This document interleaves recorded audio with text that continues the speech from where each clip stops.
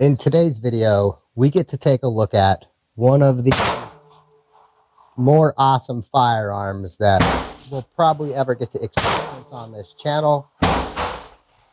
The HR New Defender in 22. This was made in the late 1930s. It was about 95 years old, something like that. 9-shot, 22 snub nose revolver. And one of the really cool features among many cool features on this firearm is the break top action that will eject the round, the spent cartridges that you can load rounds into. I am going to be shooting some CCI standard velocity today. We will take 9 shots at our right-hand target. This target is set up at 10 yards. It's a 6-inch target. Probably not the ideal target for a snub nose self-defense 22. But it is what we have.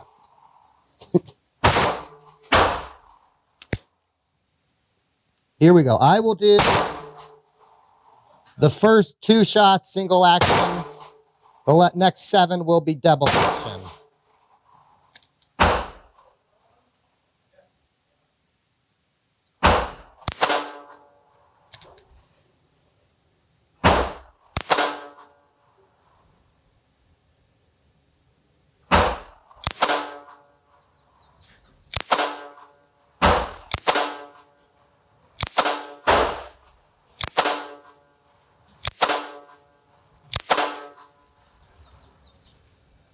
Okay, we have at least 1 from the double action in the bullseye. 1, 2, 3, 4, 5, 6. 9 of 9 on our 6-inch target, with 7 of those being double action. That's pretty good for a pocket pistol. I probably didn't open this quite fast enough to snap those rounds out. I kind of babied it. Let's see how we can do now. I brought along what we'll call the year 2000s competitor, the Ruger LCR in 22 long rifle.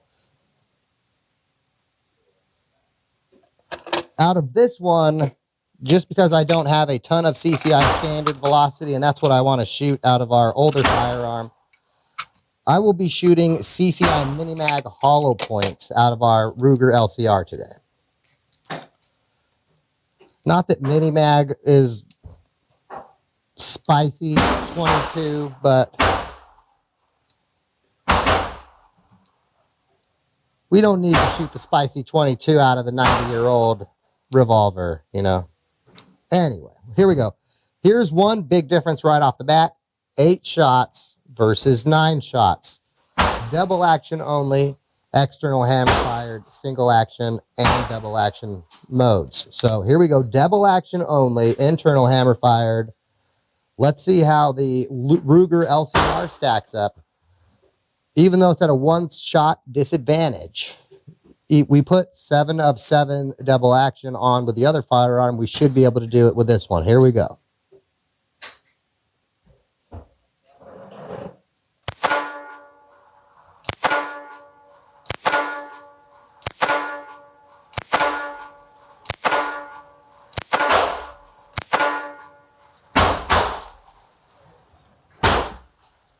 I think we did 6 of 8, maybe 1, 2, 3, 4. I think 7 of 8 touching the target, 8 of 8 on the paper. So, 1 cylinder, even with a 1-shot advantage, and 90 years, going on 90 years of age on it. New Defender showing up. Let's do 1 more cylinder here and see how we do today. Taking a brief break from our range, let's go into some notable numbers on the New Defender. In 1938, or thereabouts when the firearm was available, you could find it in stores or the mail order catalog for between $19.95 and $23.85. For reference, in 1938 or thereabout, A gallon of milk would cost you about 50 cents, a pound of bacon, approximately 32 cents, and a brand new Ford Deluxe Coupe, approximately $625. Federal minimum wage became a thing in 1938 at 25 cents per hour. The average yearly salary in 1938 was around $1,731, though keep in mind the country was heavily segregated, so the average salary for your average white woman is probably half that. Your average salary for a black male maybe a third of that, and for a black woman maybe an eighth of that, unfortunately. If we adjust the price of the new Defender to $2024, and the new price is approximately $430 to $520. For comparison's sake, two popular .22 long rifle snub-nose revolvers still produced today. The Ruger LCR has an MSRP of $739, while the Smith & Wesson Model 43C comes in at $769. Again, MSRP. Harrington and Richardson New Defender, a super accurate .22 caliber pocket revolver with fully adjustable target sights. Length of barrel 2 inches. Length overall 6 1/4 inches. Muzzle velocity 1,000 feet per second. Independent stop, positively locking cylinder, spur trigger guard, barrel catch of improved design, groove trigger, finish blue only. Number 299, H&R New Defender. Ammunition 22 short, long, and long rifle, regular or high-speed solid or hollow point bullets, each $19.25. The New Defender is in reality a most practical pocket arm, decidedly efficient for protection with high-speed hollow point cartridge, and is also capable of surprisingly fine target shooting up to a full 25 yards.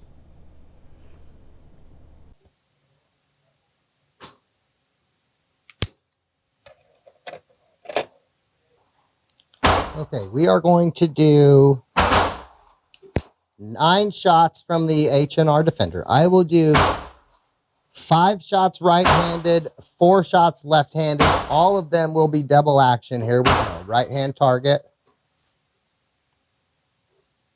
I kind of feel like you got to be like Wyatt Earp from Shanghai Noon and shoot from the duelist stance. You stand your way, I'll stand my way.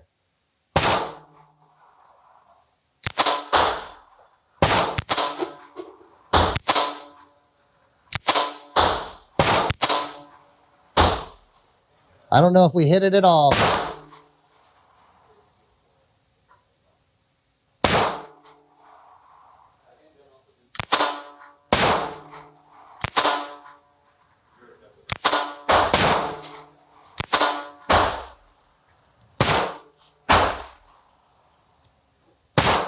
We might have hit it one time.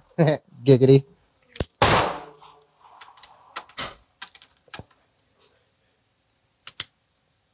I kind of wonder if maybe these standard velocity are slightly longer than the 22 of when this was manufactured for that eject. Anyway, let's see if the LCR can do any better in a similar one-handed 4 and 4 contest. Who knows, maybe that one round difference of the Defender will make the difference in this challenge. We're about to find out. Here we go, left-hand target. 4 shots right-handed, 4 shots left-handed.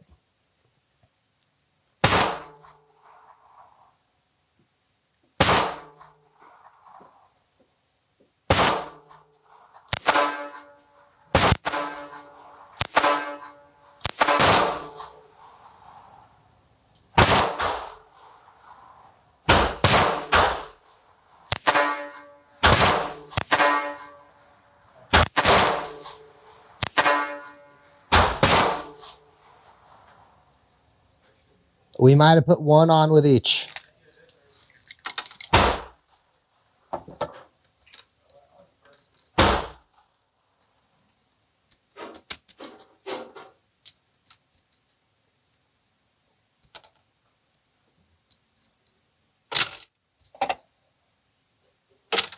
Okay, we have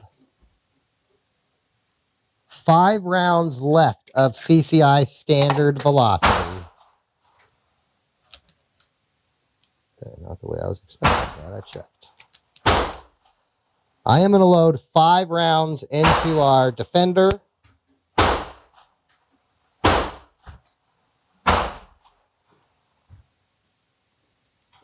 And what we're going to do is on our target at the bottom left corner are 3, actually I have 6 rounds left. Wow, okay. There are 3 little repair dots. We're going to see if we can hit one of those repair dots in single action mode. Here we go. And we will repeat this with the LCR on its target. Of course, it can't do single action. So here we go.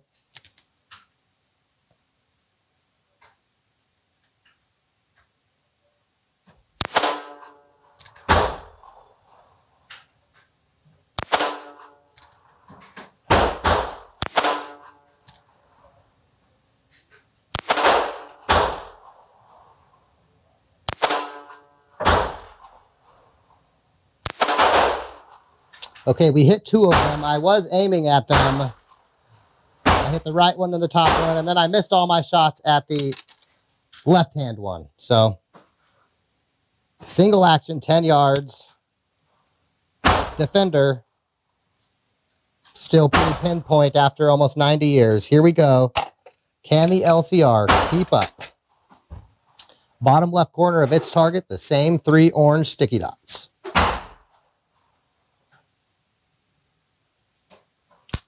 Okay, we're rotating the other way.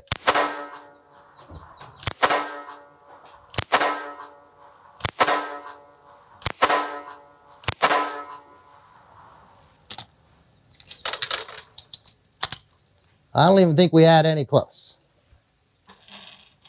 So, there you go. In today's video, we took a brief look at a firearm almost lost to history. The H&R Model 299 New Defender.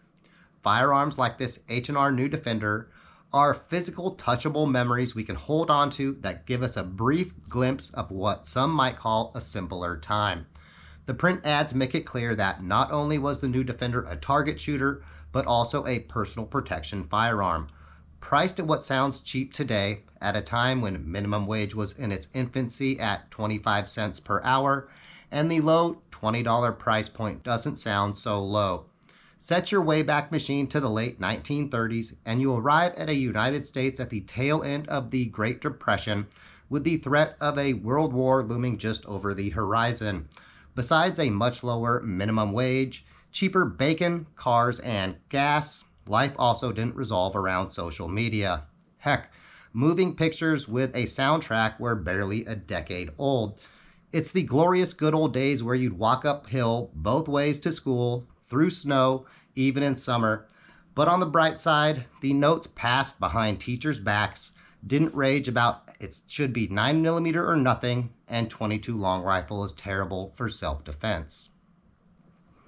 The New Defender was sold as a self-defense and target handgun with the more middle-class consumer in mind. Carried in the bankers' and merchants' vests or coat pockets or their wives' handbags, revolvers like the New Defender were popular choices in their day for personal protection.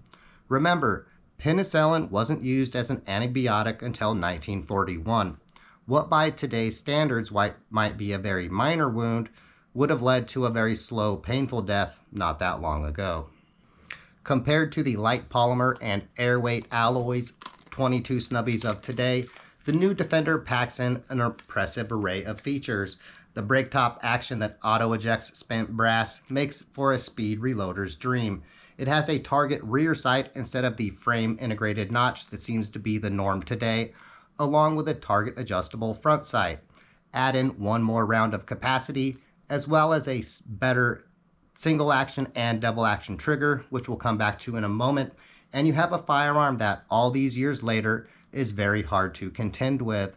The start of World War II, combined with the shifting manufacturing focus to support and then enter the war, are likely some of the major reasons for the New Defender production ending in 1939.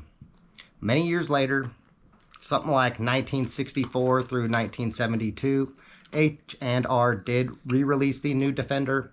I'm no expert on the firearm, so I could be wrong here. The only major difference I can see between the late 30s version and the 1960s version is the placement of the firing pin. On the earlier model, the firing pin is on the hammer, while on the later version, it's on the frame of the firearm. Like many things, many of these original new Defender revolvers appear to be lost to time. As time and technology rapidly advanced, many likely found their way into the toolboxes, tackle boxes, and glove boxes, where weather and age took their toll. I can't speak for the 1960s version, but if you manage to find one of the 1930s versions, you'll be in for a treat. The hand fitting of the parts, combined with an age where pride of work and built to last mean something, and you have a package that by today's standards is worth well north the inflation adjusted price point. The single action, double action triggers on these older revolvers are where they really shine. A craftsman's work unaffected by product liability lawyers makes for a hand fit, very smooth, sub 5 pound double action trigger with a sub 2 pound single action trigger that some have at the hair trigger level.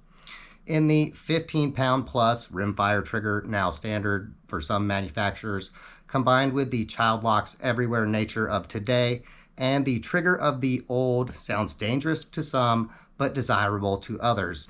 As the old saying goes, they don't make them like they used to. The Harrington and Richardson new Defender is the firearm that's the saying was based upon. True story. Well, that sounds like the perfect spot to end today's video. If you enjoyed the presentation and would like to see more classics in a series we might call something like Firearms That Shouldn't Be Forgotten, let us know in the comments. If you didn't enjoy today's video, let us know why, or sleep tonight knowing Fred is judging you. If you're a cat person, Fred is also judging you. Cat person or dog person, we're glad you made it this far. Thanks for watching, and as always, have a good day.